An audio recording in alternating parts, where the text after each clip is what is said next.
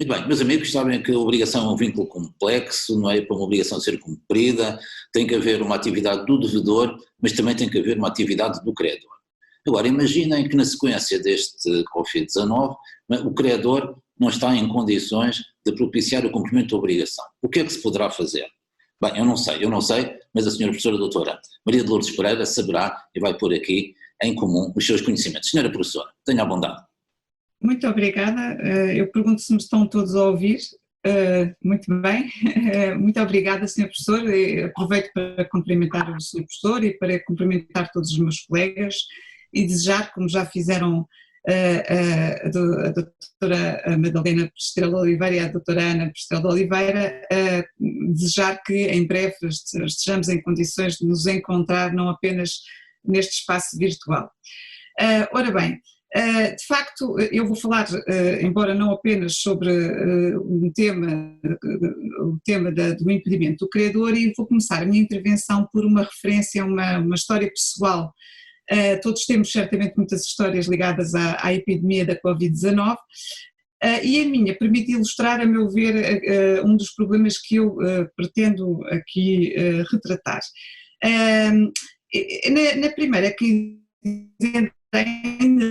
Na primeira quinzena, quando começaram a fazer sentir praticamente por todo o globo, e especialmente na Europa, progressivas restrições ao funcionamento das instituições públicas e privadas, à liberdade de deslocação e até limitações fronteiriças, eu encontrava-me na Alemanha, em Hamburgo, a prosseguir uma investigação no Instituto Max Planck de Hamburgo, e tinha para este efeito tomado de arrendamento um apartamento na Guest House da Universidade de Hamburgo, que é uma instituição que arrenda apartamentos e apenas arrenda apartamentos a pessoas que se encontram a fazer investigações ou projetos ou a trabalhar na Universidade de Hamburgo ou em outras instituições ligadas à Universidade de Hamburgo.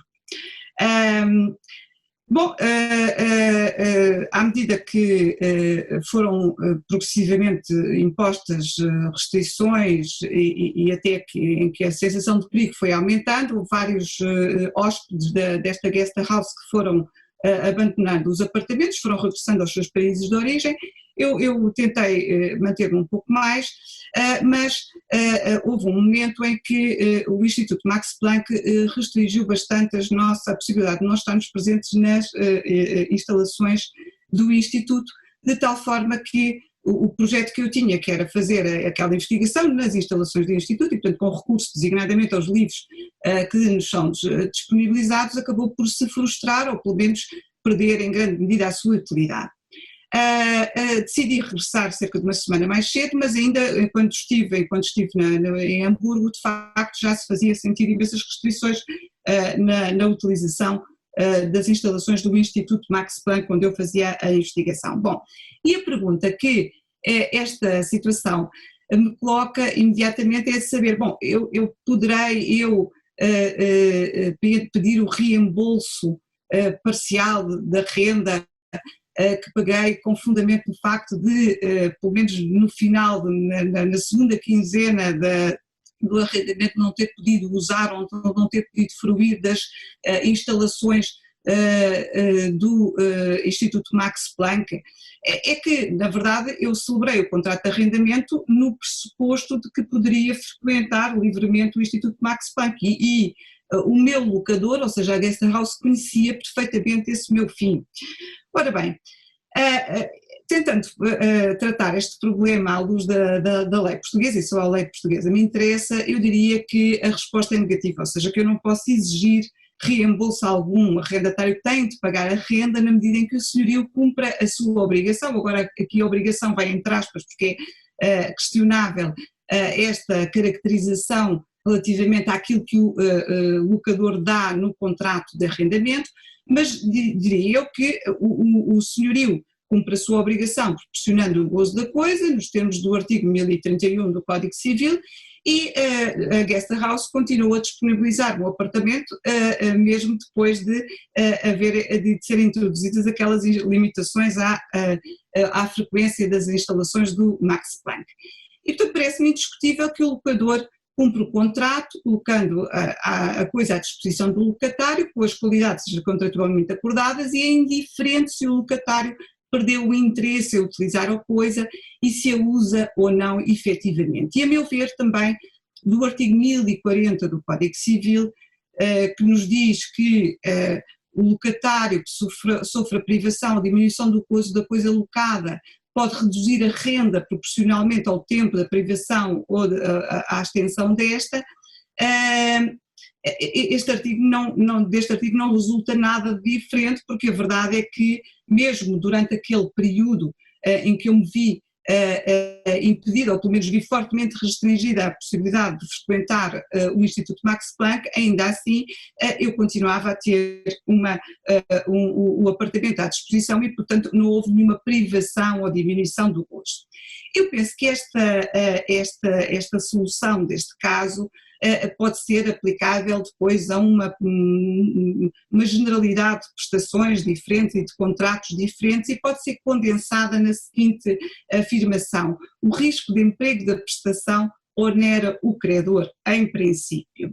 É evidente que podem resultar regras diferentes do contrato, ou seja, é possível que as partes tenham disciplinado por intermédio de cláusulas contratuais este tema do risco de emprego, e há ainda a possibilidade de terem indiretamente regulado, indiretamente fazendo depender o cumprimento da prestação da própria satisfação do emprego que o credor pretende dar à prestação. Mas a regra geral é de que, de facto, o risco de emprego continua a pertencer ao credor e não é muito comum encontrar regulações deste tipo nos contratos. Feita, no entanto, sempre a reserva de que pode existir uma regulação dessas.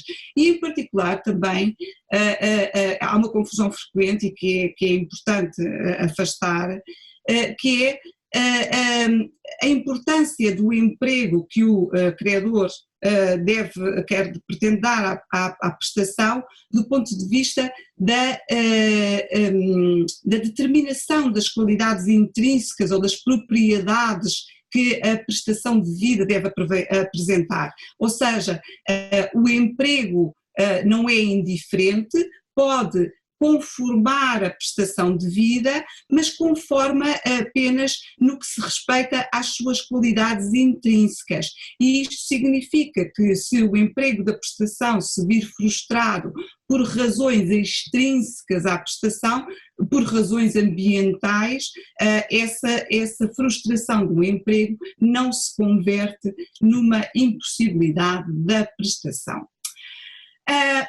Isto para falar nos casos de pura perturbação do risco de emprego. Há situações um pouco mais complexas do ponto de vista do seu tratamento jurídico do que aquelas que acabo de descrever, porque em alguns casos a epidemia ou, talvez melhor, as intervenções legislativas ligadas, no caso português, ao estado de emergência, e portanto às medidas legislativas destinadas a conter, quanto possível, a progressão da doença, levam a que o devedor, por vezes, não execute a prestação devida, não por estar impedido de o fazer, de acordo com a legislação aprovada, mas antes porque o credor se encontra impedido de prestar a colaboração necessária, designadamente se encontra impedido de disponibilizar o substrato da prestação. Há um conjunto de exemplos de casos deste tipo.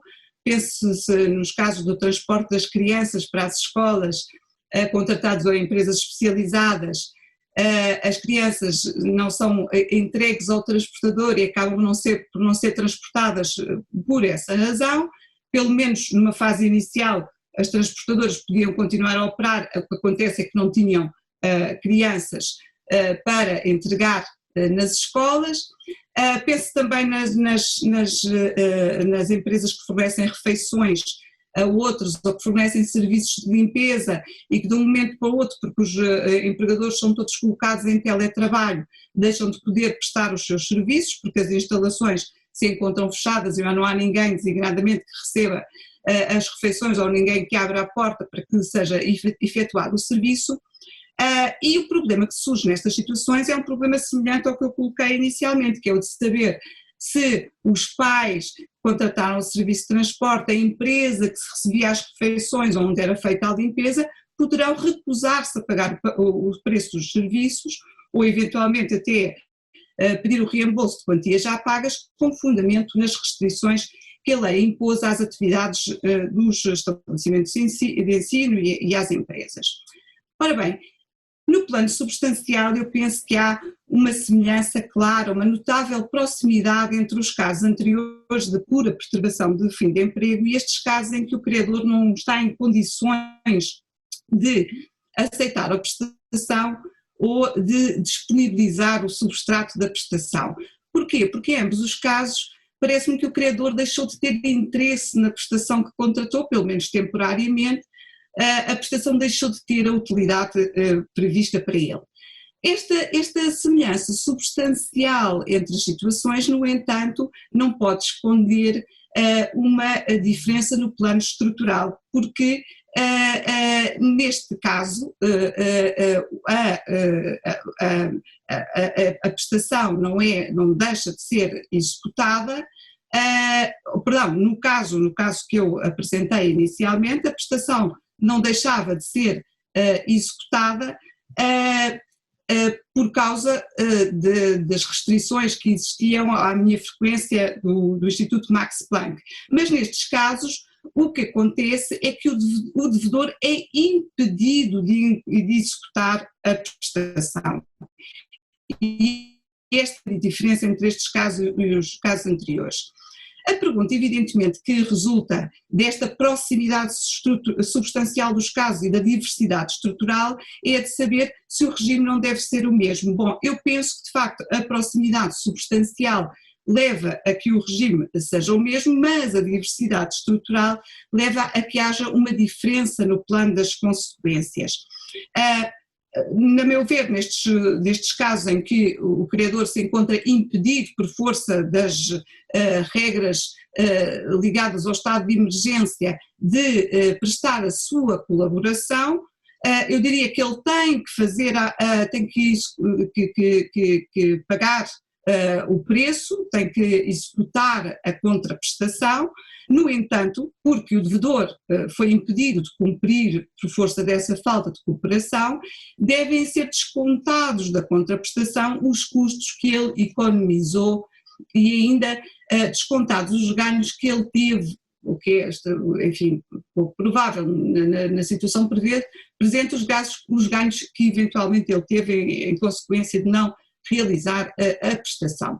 Estas deduções correspondem à aplicação de regimes gerais, encontram-se consagradas em disposições como o artigo 795, número 2 do Código Civil, ou o artigo 815, número 2, e parecem-me adequadas ao caso. Bom, como é que se fundamenta esta segunda solução no direito vigente? Eu devo dizer que o tempo que disponho evidentemente não me permite explicar este enquadramento e esta legitimação da solução que apresentei no direito vigente. Devo apenas dizer que estes casos são casos de enquadramento duvidoso. Há quem entenda que estamos perante uma impossibilidade da prestação, há quem entenda que estamos mais numa situação, ou que estamos próximos, ou pelo menos, ou que estamos mesmo numa situação de demora do credor, e há quem entenda que nem uma coisa nem outra, enfim, a localização ou enquadramento destes casos no nosso direito é duvidoso. A meu ver, em qualquer caso, à partida, os casos que eu agora designaria de risco de substrato devem ter um tratamento idêntico aos casos de risco de emprego, com as diferenças que sublinhei a propósito dos descontos que devem ser feitos na contraprestação. Ora bem, posto isto, há aqui uma questão difícil a resolver, e a pergunta é esta: estes regimes que fui expondo adequam-se bem a situações normais?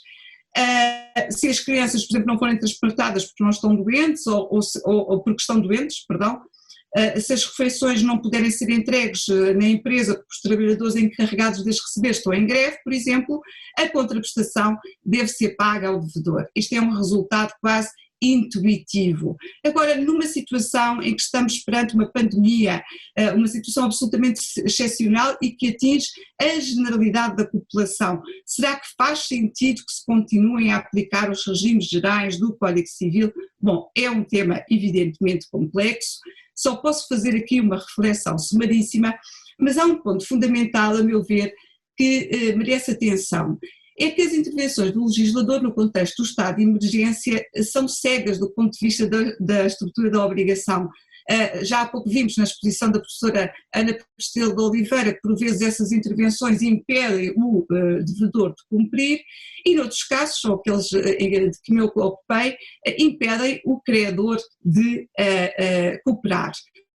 E isto leva a que, se nós aplicarmos os regimes gerais do Código Civil, haja uma distribuição arbitrária do risco. Por vezes essas medidas implicam que todo o risco recaia sobre o devedor, por vezes essas mesmas medidas implicam que, aplicado o regime geral, o risco recaia todo sobre o credor. E, portanto, eu penso que temos aqui uma área em que é necessário redistribuir o risco destas medidas, que são medidas gerais e que a distribuição do risco dessas medidas deve ser feita equitativamente por todos os agentes económicos. Uma primeira via ponderável para alcançar este resultado seria eventualmente o recurso a institutos gerais, como o da alteração das circunstâncias. Parece-me, no entanto, que é francamente desadequado para lidar com este problema e que o problema da redistribuição deste risco só pode ser encarada seriamente por uma intervenção corretiva legislativa, portanto, menos uma intervenção corretiva no plano judicial e com recurso aos institutos tradicionais e mais uma resolução do tema através de intervenções legislativas. Muito obrigada e era isto que eu tinha para dizer. Pereira, uma excelente intervenção sobre um tema que é extremamente difícil. Eu estava a pensar no caso da Gasthaus do Max Planck. Talvez pelo direito alemão se conseguisse arranjar uma outra solução. Se conseguisse recorrer ao parágrafo 812, não é? Onde resta Bereicherung, enfim, ficará para um debate mais atento na Faculdade de Direito de Lisboa. Meus amigos, nós temos aqui alterações em grande escala, são atingidos os contratos, eu há pouco corri o risco de dizer que todos os contratos de alguma maneira são direto ou indiretamente atingidos, temos aqui uma alteração de circunstâncias, uma grande alteração de circunstâncias. Quais são as consequências?